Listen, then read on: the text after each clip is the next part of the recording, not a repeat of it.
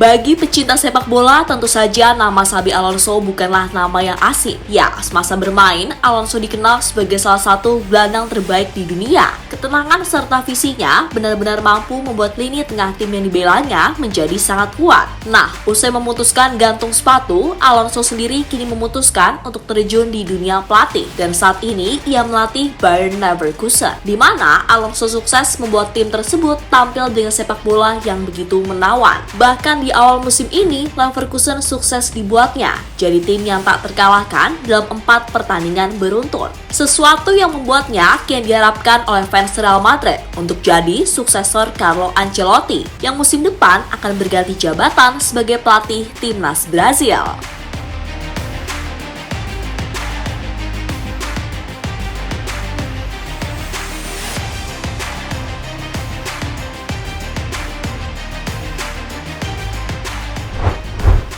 Xabi Alonso, namanya kini benar-benar harum di kancah kepelatihan. Sebab pria 41 tahun itu mampu mendongkrak prestasi dari Bayer Leverkusen, di mana dalam 4 pertandingan awal yang dilakoni, Leverkusen sukses menyapu bersih dengan kemenangan, mencetak 19 gol dan hanya kemasukan 3 gol. Tentu saja itu sebuah catatan yang begitu impresif bagi Alonso secara pribadi.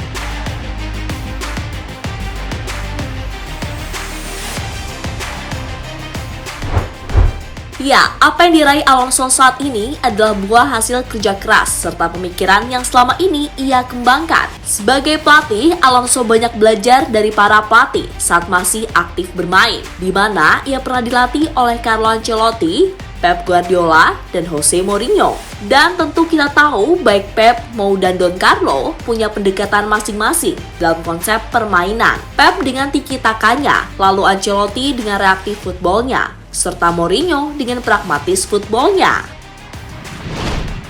Nah, berbekal dari itu semua, Alonso sendiri pada akhirnya memiliki gagasan tersendiri. Meski secara tak langsung, ia juga mengambil ilmu dari para pelatih senior tadi, terutama dari Pep dan Mourinho, yang jelas lama melatih dirinya. Dari segi formasi, Alonso sangat menyukai taktik 3-4-3, yang mana ia berpendapat kalau formasi itu adalah formasi paling balance saat ini. Kemudian, soal filosofi bermain, jelas Alonso ingin menggabungkan dua filosofi yang berbeda. Saat menyerang alias build up, Alonso akan menggunakan filosofi Pep, yakni bermain bola bawah dengan umpan-umpan pendek. Lalu saat bertahan, ia akan menggunakan taktik Mourinho dengan membuat garis pertahanan serapat mungkin. Dan bila ada celah, sesekali Alonso akan menginstruksikan pemainnya bermain dengan counter cepat.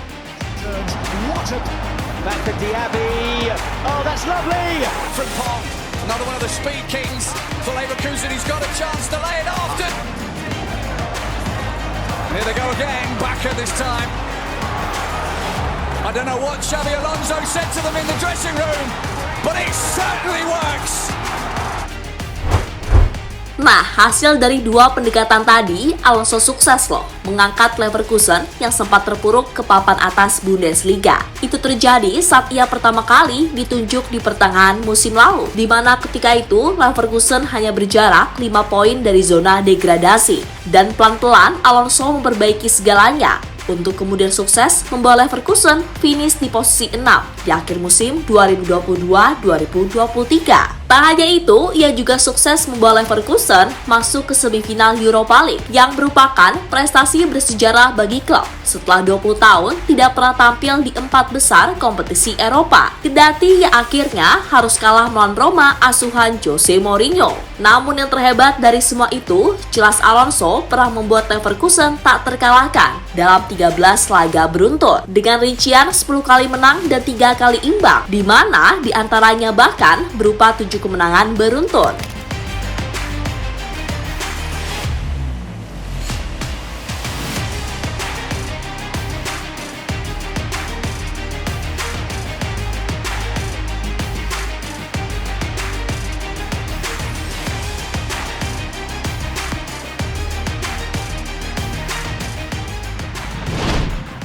Nah, apa yang dilakukan oleh Xabi Alonso lantas membuatnya mendapat banyak pujian. Salah satunya datang dari Jose Mourinho, di mana Mo sangat menyukai gaya main dari skema Alonso, termasuk pemahaman pragmatis yang dikembangkan dengan sangat baik bersama Leverkusen. Dia menunjukkan kualitas yang penting bagi saya, yaitu pragmatisme bermain dengan cara mencari kecocokan strategi dengan kualitas para pemainnya. Saat ini, mereka adalah salah satu tim terkuat di Eropa dalam hal transisi. Mereka bisa bertahan, mereka bisa menunggu lawan kehilangan bola, dan kemudian sangat sulit menghentikan mereka karena mereka adalah tim dengan banyak pemain ofensif berkualitas. Mereka adalah tim top pada tingkat ini, ucap Mourinho dikutip dari Sky Sport Italia.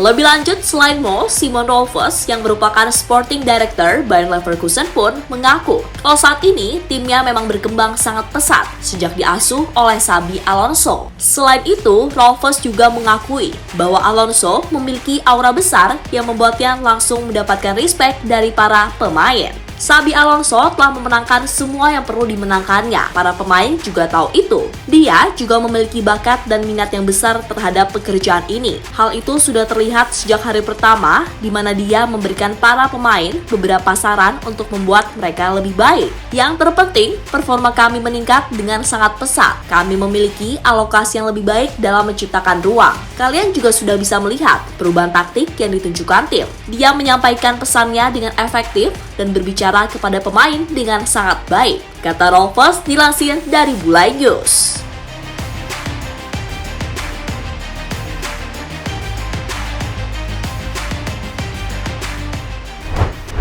Ya, kini dengan segala pengalaman yang ia dapatkan di Jerman, maka hal yang wajar kalau Florentino Perez benar-benar ingin menjadikan Alonso sebagai suksesor Ancelotti. Di mana Opa Perez, Alonso bisa membuat Madrid yang kini diisi skuad muda bertalenta jadi tim yang lebih tangguh. Dan berkaca dari yang sudah-sudah, Madrid sendiri pernah sukses kok ketika dilatih legenda klub. Contoh nyata tentu saja Zidane yang berhasil membuat El Real menjuara UCL 3 kali beruntun. So, meskipun kontrak Alonso di Leverkusen baru akan kelar pada 2026, namun bukan hal yang sulit bagi Madrid untuk menebusnya. Jadi semuanya masih sangat terbuka. Untuk itu gimana nih, wahai fans Madrid yang budiman? Kira-kira apakah Alonso adalah calon pengganti yang tepat bagi Don Carlo? Atau ada pendapat lain? Monggo bisa tulis di kolom komentar.